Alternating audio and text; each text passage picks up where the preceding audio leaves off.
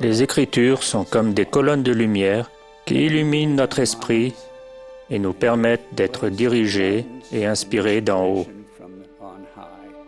Elles peuvent devenir la clé qui ouvre le canal de la communication avec notre Père céleste et son Fils bien-aimé Jésus-Christ. Il y a encore des régions du monde où les temples sont si éloignés que les membres ne peuvent pas payer le voyage pour s'y rendre. Ils sont ainsi dans l'impossibilité d'avoir part aux bénédictions sacrées et éternelles que fournissent les temples. Nous avons à notre disposition ce qu'on appelle un fonds d'aide aux usagers du temple. Ce fonds permet aux personnes qui ne pourraient se rendre au temple autrement, mais qui en attendent désespérément l'occasion d'y aller pour une visite unique. Maintenant, mes frères et sœurs, je prie pour que nous soyons remplis de l'Esprit du Seigneur et que nous apprenions ce que le Seigneur voudrait que nous sachions.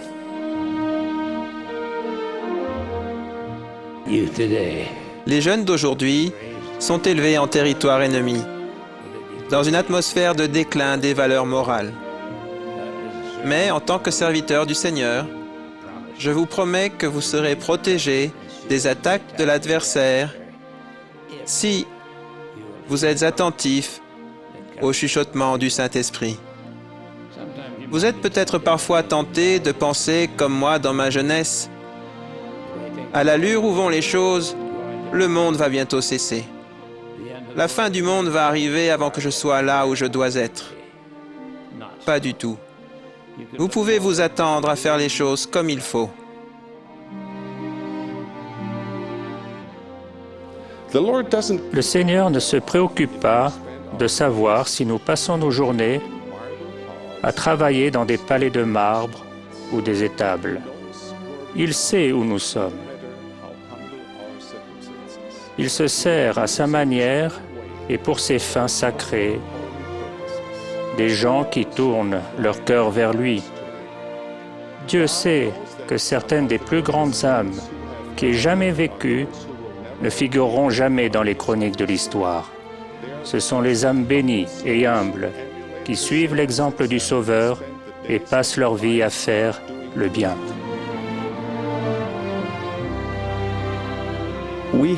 Nous avons fait alliance de rechercher nos ancêtres et de leur donner accès aux ordonnances salvatrices de l'Évangile. Ils ne parviennent pas sans nous à la perfection. Et sans nos morts, nous ne pouvons pas non plus parvenir à la perfection. Pour ces raisons, nous faisons des recherches d'histoire familiale et nous accomplissons des ordonnances par procuration. Pour ces raisons, Élie a été envoyé pour rétablir l'autorité de scellé sur la terre et au ciel. Nous sommes les agents du Seigneur dans l'œuvre de salut et d'exaltation qui empêchera que la terre entière soit frappée de malédiction à son retour.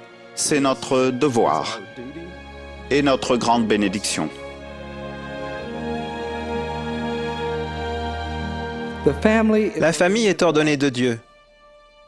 Elle est au cœur du plan de notre Père céleste sur terre et dans l'éternité. L'Écriture nous dit qu'après qu'Adam et Ève furent unis en mariage, Dieu les bénit et Dieu leur dit « Soyez féconds, multipliez, remplissez la terre ». À notre époque, les prophètes et les apôtres ont déclaré « Le premier commandement que Dieu a donné à Adam et Ève concernait leur potentiel de parents en tant que mari et femme. » Nous déclarons que le commandement que Dieu a donné à ses enfants de multiplier et de remplir la terre reste en vigueur.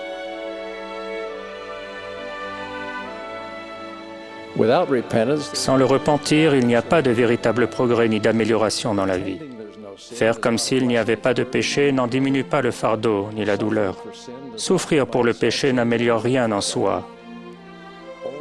Seul le repentir conduit vers les hauteurs ensoleillées d'une vie meilleure.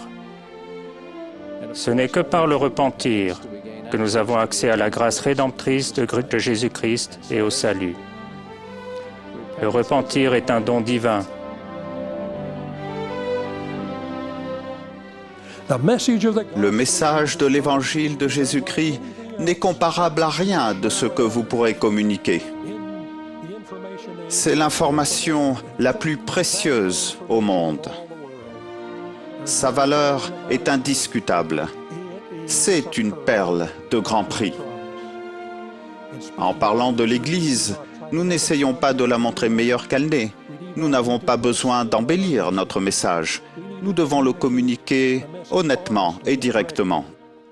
Si nous ouvrons des voies de communication, le message de l'Évangile rétabli de Jésus-Christ fera ses preuves aux yeux des gens qui sont prêts à le recevoir. Nous voulons des bataillons qui prendront pour arme toute parole qui sort de la bouche de Dieu. Alors ce soir, je recherche des missionnaires qui ne liront pas leur langue volontairement, mais qui, avec l'Esprit du Seigneur et le pouvoir de leur prêtrise, ouvriront la bouche et parleront de miracles. Les apôtres des premiers temps de l'Église ont dit que cette manière de parler constitue le moyen par lequel les œuvres les plus puissantes de la foi ont été et seront accomplies.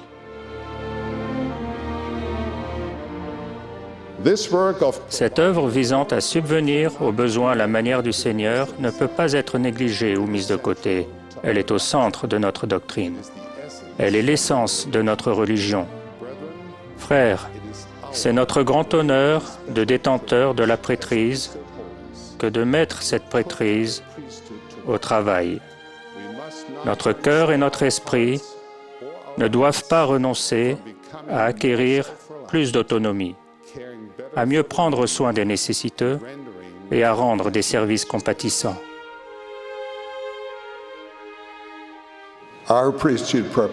Notre préparation dans la prêtrise comporte toujours d'autres personnes qui ont été précédemment préparées pour nous donner la possibilité de choisir de respecter des alliances afin de les assimiler jusqu'au fond de notre cœur. Il faut que nous travaillions de tout notre cœur, de tout notre pouvoir, de tout notre esprit et de toutes nos forces pour préparer d'autres personnes à retourner auprès de Dieu.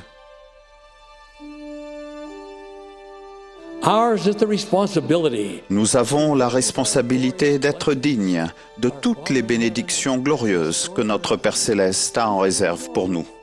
Où que nous allions, notre prêtrise nous accompagne. Nous tenons-nous en des lieux saints avant que vous ne vous mettiez, vous ou votre prêtrise, en danger en vous aventurant dans des lieux ou en prenant part à des activités qui ne sont pas dignes de vous ou de cette prêtrise. Arrêtez-vous pour penser aux conséquences. Puisse chacun de nous, qui détenons la prêtrise de Dieu, savoir en quoi il croit. Puissions-nous toujours être prêts à défendre ce en quoi nous croyons, et puissions-nous le faire avec courage. Étant fortifiés par la connaissance qu'en réalité nous ne sommes jamais seuls, quand nous sommes avec notre Père Céleste. Lorsque nous étudions le livre de Mormon dans la prière, notre foi en Dieu le Père, en son Fils bien-aimé et en son Évangile grandit. Le livre de Mormon fortifie notre foi dans les prophètes de Dieu d'autrefois et d'aujourd'hui. Il peut nous rapprocher plus de Dieu que n'importe quel autre livre. Il peut changer la vie. Votre exemplaire du livre de Mormon est peut-être caché à votre vue par les préoccupations que vous avez accumulées. Je vous supplie de vous abreuver à ces pages souvent et à grands traits. Il contient la plénitude de l'Évangile de Jésus-Christ, qui est le seul moyen de retourner à Dieu.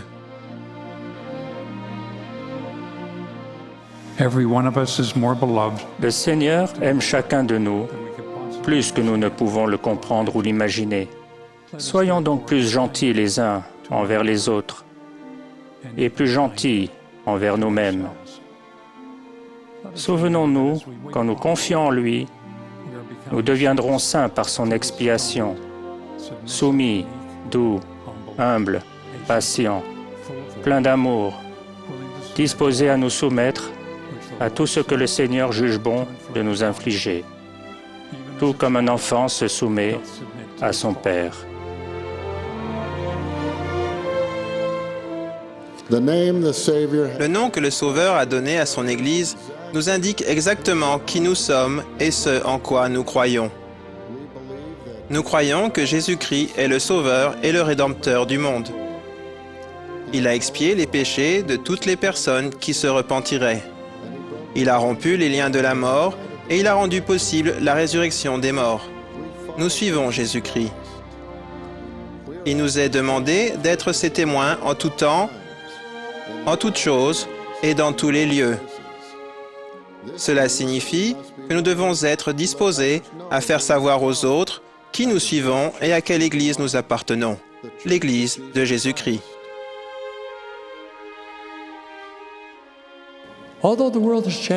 Bien que le monde ait changé, les lois de Dieu demeurent constantes. Elles n'ont pas changé. Elles ne changeront pas. Les 10 commandements sont ce qu'ils sont, des commandements. Ils ne sont pas des suggestions. Ils sont tout autant requis aujourd'hui que quand Dieu les a donnés.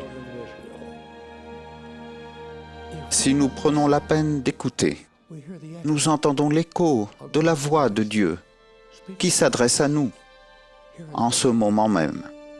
La communication avec notre Père Céleste, dont font partie nos prières, et l'inspiration qu'il nous donne, nous est nécessaire pour résister aux tempêtes et aux épreuves de la vie. Le Seigneur nous lance cette invitation. Approchez-vous de moi, et je m'approcherai de vous. Cherchez-moi avec diligence, et vous me trouverez.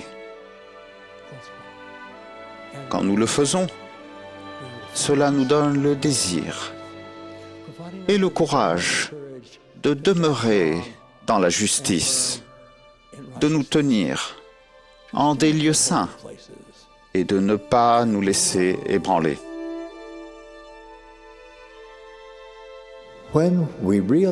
Lorsque nous prenons conscience que nous sommes enfants de l'Alliance, nous savons qui nous sommes et ce que Dieu attend de nous. Sa loi est écrite dans notre cœur. Il est notre Dieu et nous sommes son peuple. Les enfants de l'Alliance engagés restent fermes, même au milieu de l'adversité. Quand cette doctrine est profondément implantée dans notre cœur, même l'aiguillon de la mort est adouci et notre résistance spirituelle est affermie. We are followers of Jesus Christ. Nous sommes des disciples de Jésus-Christ et nous ne devrions pas rendre visite à Babylone ou agir comme l'un de ses citoyens. Nous devons honorer son nom et ne pas rechercher les choses de ce monde, mais chercher premièrement à édifier le royaume de Dieu et à faire régner sa justice.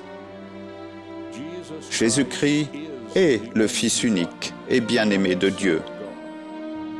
Il est notre Créateur.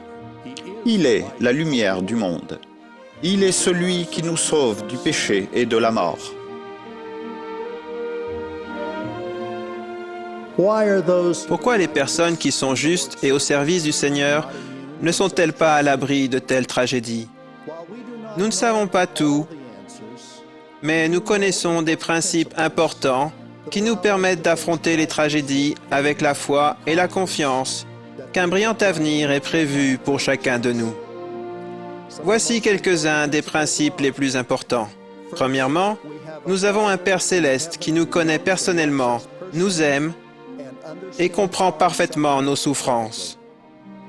Deuxièmement, Jésus-Christ est notre Sauveur et Rédempteur, dont l'expiation non seulement apporte le salut et l'exaltation, mais également compensera toutes les injustices de la vie. Troisièmement, le plan du bonheur du Père pour ses enfants comprend non seulement l'existence prémortelle et la condition mortelle, mais aussi la vie éternelle, avec de magnifiques retrouvailles avec nos chers défunts. Tous les torts seront redressés et nous verrons avec une clarté parfaite, ainsi qu'une perspective et une compréhension sans faille. Brothers and sisters, Mes frères et sœurs, notre Père céleste est conscient des difficultés que nous rencontrons. Il aime chacun de nous et il nous bénira si nous nous efforçons de respecter ses commandements et de faire appel à lui par la prière. Comme nous sommes bénis d'avoir l'évangile de Jésus-Christ rétabli, il apporte les réponses aux questions que nous nous posons sur notre origine, sur la raison de notre présence ici-bas et sur notre destinée après cette vie. Il nous apporte l'espérance. Puisse l'Esprit demeurer avec nous tandis que nous vaquons à nos occupations quotidiennes. Puissions-nous faire preuve de plus de gentillesse les uns avec les autres. Puissions-nous toujours être occupés à faire l'œuvre du Seigneur.